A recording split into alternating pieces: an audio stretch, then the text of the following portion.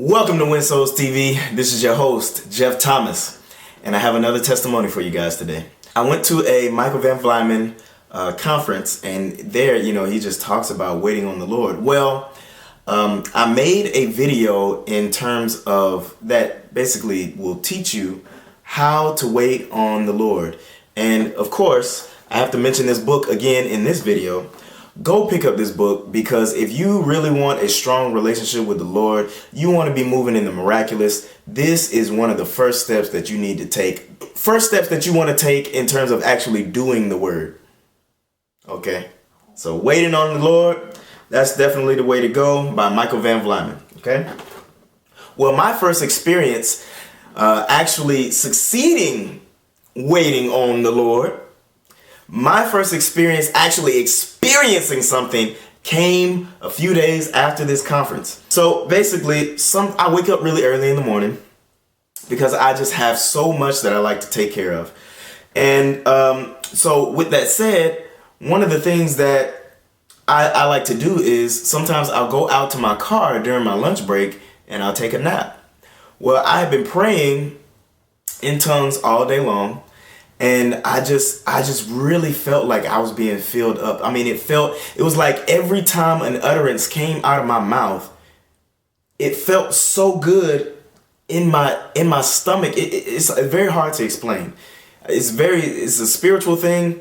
So I was speaking in tongues, and it was just like my stomach. I mean, the feeling that I was getting from praying in tongues made it so that I did not want to stop. Almost like the angels that just go around God and sing holy, holy, holy, holy, holy, holy, holy. And so it's like they get a new facet of God or new understanding of God every time they go around. So they continue to sing. And so I'm feeling that, and I'm just like, man, I never want to stop praying. And it just felt amazing. So then I get to my car, and I did the process that I made the video about concerning, how, waiting on the Lord. And I told my mind to submit to my spirit, and my spirit to take me to the Father. And then I just reclined my seat and closed my eyes. Well, while I'm there, I would say it took about 35, maybe 40 minutes. I wasn't counting. Before I knew it, I was in a room. And in this room was a friend of mine. It was a friend of mine. It was all of these chairs in front of him. And it was him sitting right here, and his wife was sitting right next to him. And he had his arm around his wife. And I come over and I was like, "What's up, man?" He was like, "Hey, what's going on?" And I gave him a hug. And he was like, "Man, I got this hernia on his left side. It hurts." And I was like, "Really?" And so I started praying over him. Well, while I'm praying, I ended up sitting in front of everybody in terms of all of these seats that were in front of him. But instead of facing everybody, I had my face turned toward the wall that was in front of me. And I'm praying. And out of nowhere, it was like this bright light just shine on everybody, right? And everybody was like, "Oh." And while I'm praying, and then I remember praying something about either laying on of hands, something about hands.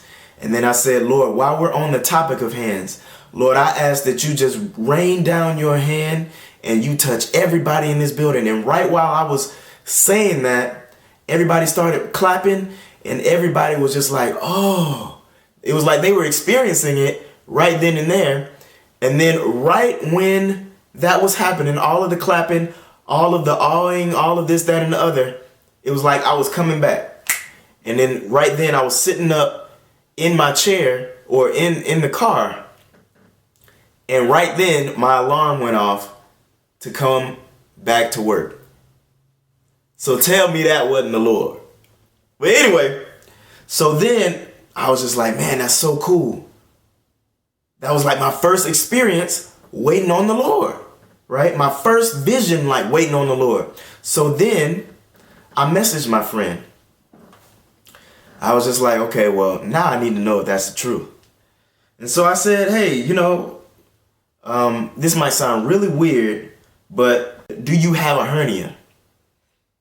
This is what he said. He said, I had 12 of them at one time. I had surgery back in 2009, but I don't currently know if I have one. Interesting that you ask. My side was hurting the other day. Why did you ask?